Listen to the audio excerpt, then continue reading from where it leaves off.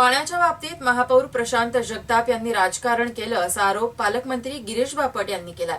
शिवाय या शहरात बाहेरून येणाऱ्या प्रत्येकाला घर देण्याचं आश्वासन गिरीश बापट यांनी दिलंय।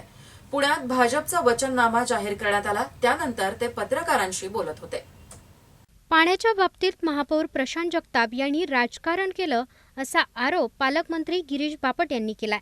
शिवाय या शहरात बाहेरून येणाऱ्या प्रत्येकाला घर देण्याचं आश्वासनही गिरीश बापट यांनी दिलंय। पुण्यात भाजपाचा वचननामा जाहीर करण्यात आला, त्यानंतर ते पत्रकारांशी बोलत होते। सर्व पक्षीय आमदार खासदारांची बैठक माननीय मुख्यमंत्र्यांकडे बोलवली। मी स्वतः होतो।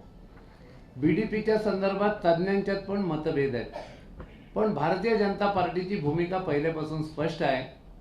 मला आठवतंय की लहानपणी पर्वती पायथ्याला फार छोट्या आणि थोड्या झोपड्या होत्या आणि मग त्या वाढत गेल्या। आपण अप्पर इंदिरा सुपरला त्या शिफ्ट केल्या, पण तिकडेही झोपड्या वाढल्या आणि इकडेही झोपड्या वाढल्या।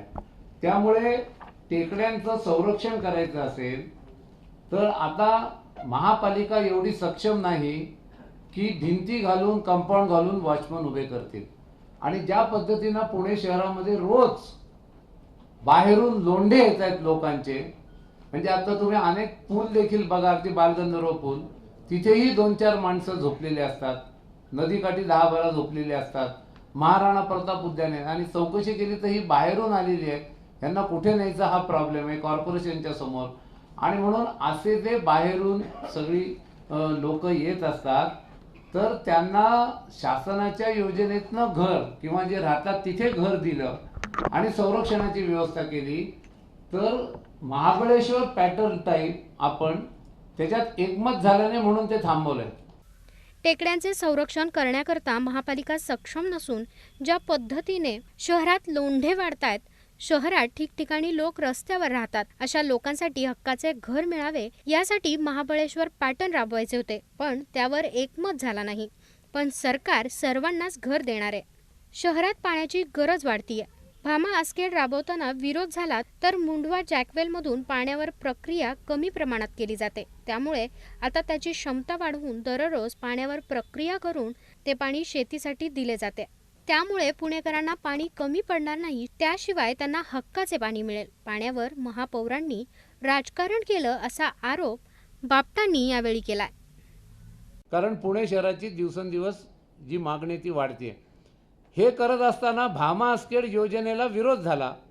त्या विरोधाचं कारण असं होतं की भामा आसखेड वरची सगळी धरणं होत असताना तिथे जे शिक्के बसले त्याच्या संदर्भात शेतकरी संघटना, तिथले खासदार यांना बरोबर घेऊन लगातार 6-7 मीटिंग झाल्या आणि पाण्याची लाईन आळंदीचा पाणी पुरवठा त्याच्यावर अवलंबून आहे, ती सुरू करावी। म्हणजे ते 2 TMC पाणी साधारणपणे वडगाव शहरी विभाग आणि येरोडा तिकडे मिळणार आहे।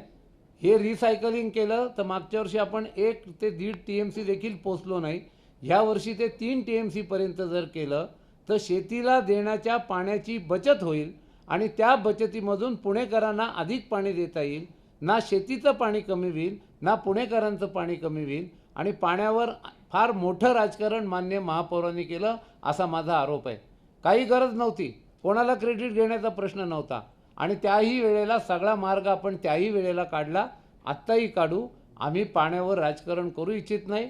पाणी ही जीवनातली अत्यंत गरजू आहे आणि शेतीला देखील पाणी द्यायला पाहिजे जोपर्यंत आपल्याकडे, म्हणजे लवासातला अर्धा TMC पाणी देखील आम्ही ह्या वेळेला सोडायला लावलं होतं, कारण परिस्थिती अशी होती। प्रतिनिधी Rohan Gawali, bureau report, Pune metro, Pune.